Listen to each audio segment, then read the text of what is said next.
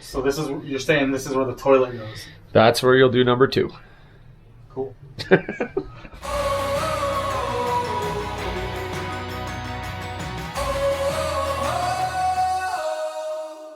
What's up everybody? My name is Francis and I like making videos and sharing my experiences.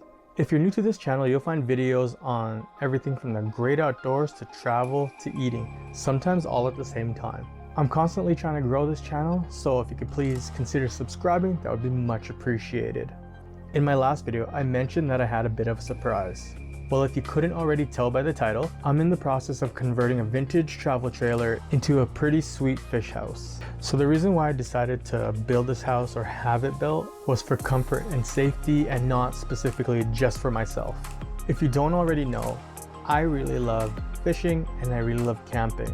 But one thing I love more than those two things is my family, my wife and my daughter, and sharing those experiences with them. I myself have fished in my hub during gale force winds where the sides would just pop in, and sometimes I've even had to pack up and go find some place safe. Not really a place I want to bring my toddler. So last year in negative 30-degree weather, my wife, my sister-in-law, and my daughter went ice fishing in a hard-walled shack. We did a 4-day, 3-night ice fishing camping trip. Naisha was only 6 months at the time. We knew it would be warm and we were confident that she would be safe. We didn't anticipate how warm it actually was going to be with the wood stove and all. It was enough so that we had the door propped open while the heater was going and we were still hot. Super snowy outside. It was super windy, but we were in a hard-walled shack, so we felt safe. That's the moment the ball got rolling for me. This build so far is not completely done yet, but pretty much almost ready to take out on the ice this weekend, hopefully. Just a few final touches here and there, and hopefully I can do a walkthrough video sometime in the near future. So I purchased this trailer from the same guy that the rental was from. It was already pretty much semi-converted into an ice shack, but it wasn't shack ready for me. I didn't feel safe in it, but it's a hard shell with holes in it, so it was a good start. It's been sitting in different spots for like the last year up until about November this ice fishing season. I had plans to build it this summer, but time got away from me.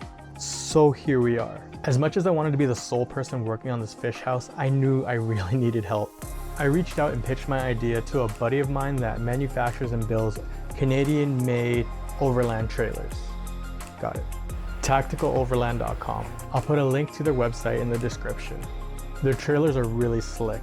Like, they're made of all composite materials, no wood. Check them out. That's just a little plug to them. They're awesome, solid dudes. With a simple drawing and a few pictures from like Pinterest of fishing houses, he informed me that this should be fairly easy and we can use some new and reclaimed components to make this more cost effective.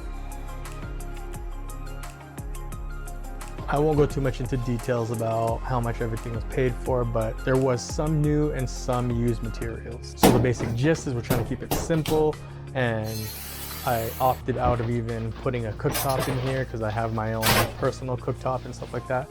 We're taking that out. But this fish house does have some pretty cool creature features.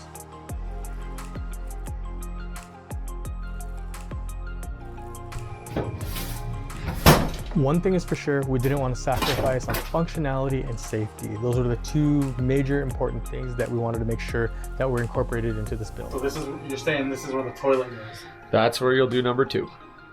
Cool.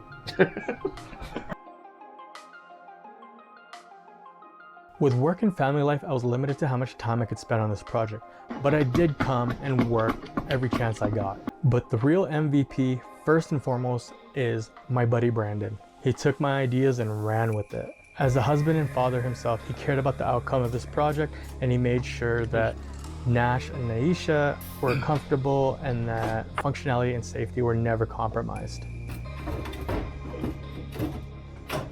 So Brandon pretty much oversaw this project, and he let me know what things we could keep and what things we shouldn't keep. He helped me keep this house really simple, buttoned up, and everything from demo to where it is now, he was there every step of the way. I love to tinker and build things, but he's very accurate. He planned and executed things when I wasn't even there. Like, the dude really tested my man card skills. So we gotta put a piece of insulation in behind that too before we screw this in. Huh? What? Oh. I just gotta measure because it's got a little bit of a nub there that I do. Okay. I appreciate him a lot, and he helped keep me on budget and also found ways to offset costs. His dad G also had free time and put in work. Like, he wire wheeled and pretty much refurbished the wood stove so that it has this new look. All right, so here's my wood stove. It's been wire wheeled and then high temperature painted and also high temperature primered. But yeah, this is what'll be keeping us warm. Our buddy Jamie did some welding and some electrical work and some build work on the trailer, among other little things here and there.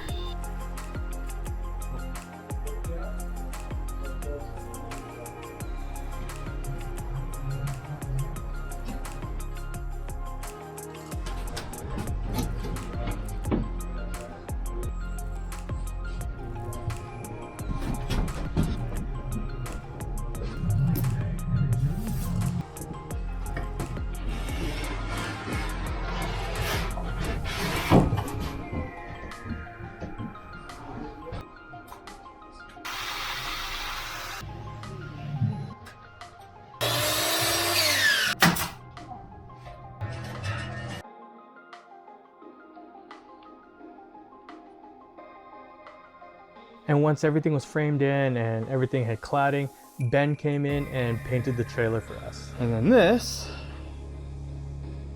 is my painted unit. Oh yeah, it looks so good. I love the black. Thank you guys so much. I'm glad to have these dudes on my side. So my job today is I'm going to be taking off all the tape and covering, and there's a few more things we get to do before we can put this out on the ice. But yeah, she came along really well. As for lights, we're getting new lights installed, so that's exciting. It's great in here. Got a bed area for Nash and the baby here. Then over here is the pooper. There's gonna be a bucket over there.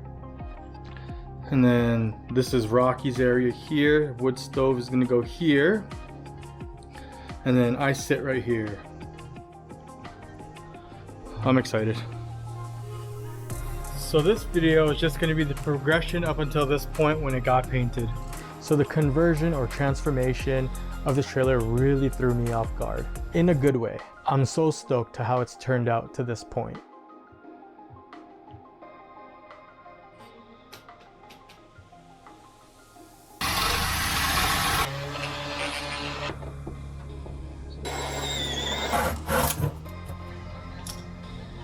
Get the back.